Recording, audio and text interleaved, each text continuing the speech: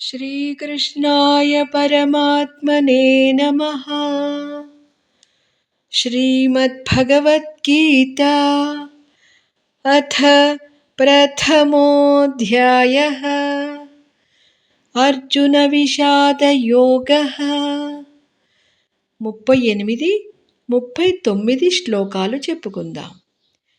యద్యప్యేతేన పశ్యంతి లోభోపహత చేతసః కులక్షయకృతం దోషం మిత్రద్రోహే చ పాతకం కథం న జ్ఞేయమస్మాభిః పాపాదస్మాన్నివర్తితుం కులక్షయకృతం దోషం ప్రపశ్యద్భిర్జనార్దన.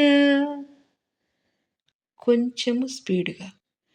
యద్యప్యేతేన పశ్యంతి లోభోపహత చేతసః కులక్షయకృతం దోషం మిత్రద్రోహే చ పాతకం కథం న జ్ఞేయమస్మాభిః పాపాదస్మాన్నివర్తితుం కులక్షయకృతం దోషం ప్రపశ్యద్భిర్జనార్దన.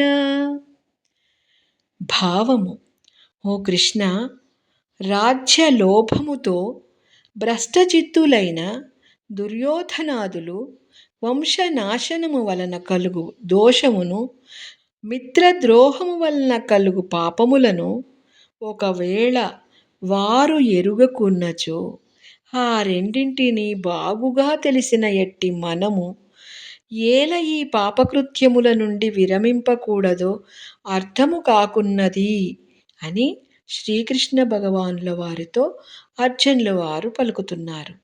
ఇక్కడ కామము, క్రోధము, లోభము అను దుష్టత్రయముల గురించి, ఈ మూడు దుర్యోధనులకు బహుబాగా ఉన్నవి. ఇవి మూడు నరకమునకు ద్వారముల వంటివి. కనుక వారికి తెలియకున్నచో మనకి తెలియను గదా అని కృష్ణ భగవానులతో అర్జునుల వారు పలుకుచున్నారు. బంధువులనే మోహముతో, దేహాభిమానముతో, కరుణ నిండిన జాలి హృదయముతో కృష్ణునితో అర్జునుడు పలుకుతున్నారు. జై శ్రీకృష్ణ.